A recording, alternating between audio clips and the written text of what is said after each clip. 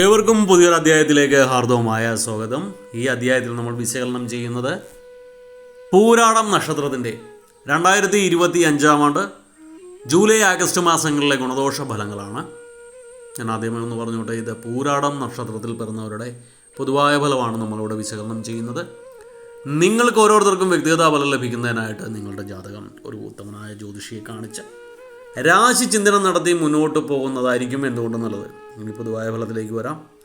ഈ പൂരാടം നക്ഷത്രക്കാർക്ക് 2025 ആണ്ട് ജൂലൈ ആഗസ്റ്റ് മാസം ഗുണദോഷ സമ്മിശ്രമായിട്ട് കാണുന്നു. ഇതിൽ അനുഭവഫലമൊക്കെ ഗുണാനുഭവഫലം കുറച്ച് കൂടുതലായിട്ടുള്ള സമയമാണ്. ചെറിയ ചെറിയ ദോഷഫലങ്ങളൊക്കെ ഒഴിച്ചാൽ കാലം അനുകൂലം തന്നെയാണ്.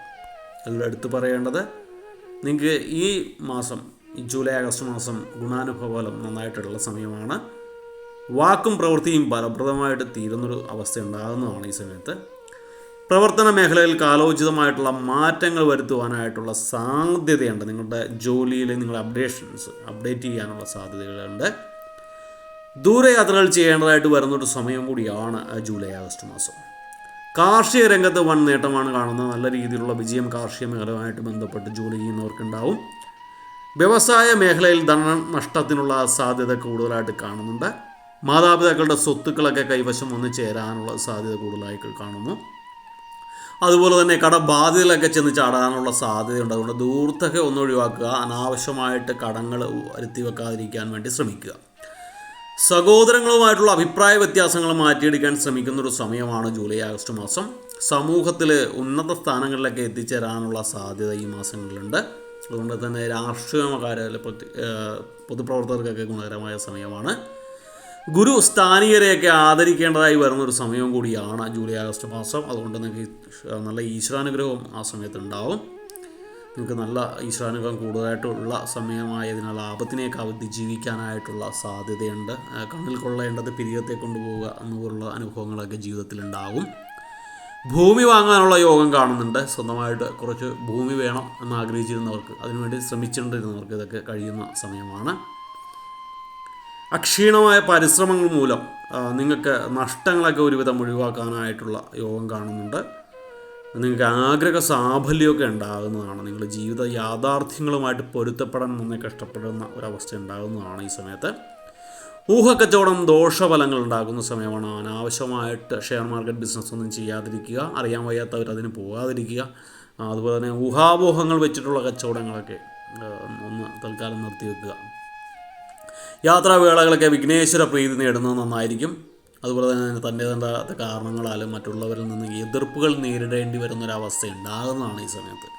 അപ്പോൾ അനാവശ്യമായിട്ട് മറ്റുള്ളവരായിട്ട് തർക്കത്തിന് പോകാതിരിക്കുക. ആരെന്തെങ്കിലും ചോദിച്ചാൽ സത്യസന്ധമായിട്ടുള്ള മറുപടി കൊടുക്കുക. മറ്റുള്ളവരെ വിശ്വസിക്കുന്ന രീതിയിലുള്ള മറുപടികളെ കൊടുക്കാവൂ. ഇപ്പോൾ ദമ്പതിഭാവത്തിലുള്ളവരാണെങ്കിലും ദമ്പതിമാരാണെങ്കിലും വിദ്യാർത്ഥികളൊക്കെ ആണെങ്കിലും നമ്മളോടൊരാൾ ചോദിക്കുമ്പോൾ നമ്മുടെ മാതാപിതാക്കന്മാർ വന്ന് എന്താണെന്ന് ചോദിക്കുമ്പോൾ സത്യസന്ധമായിട്ടുള്ള മറുപടി കൊടുക്കുക.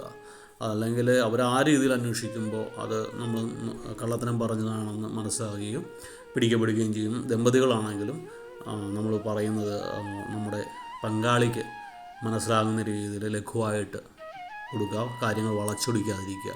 അതായിരിക്കും നിങ്ങളുടെ കുടുംബജീവിതത്തിനും നല്ലത്.